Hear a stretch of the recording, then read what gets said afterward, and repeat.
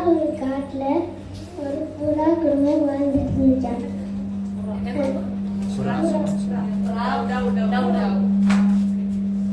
அந்த புறா குடும்பம் வாழ்ந்த மரத்துல அந்த மரம் வந்து கீழே விழுந்துச்சான். புயல் வந்து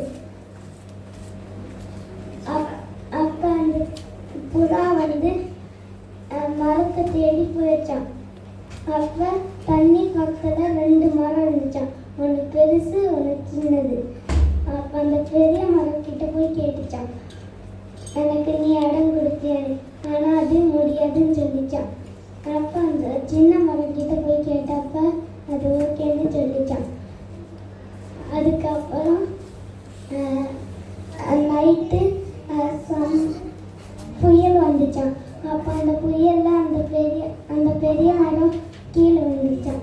அப்போ அந்த சின்ன மரம் வந்து அதை கிண்டல் பண்ணலான்னு போகும்போது அந்த பெரிய மரம் சொல்லிச்சான், எனக்கு தெரியும் நான் வந்து கீழே வந்துடுவேன்னு.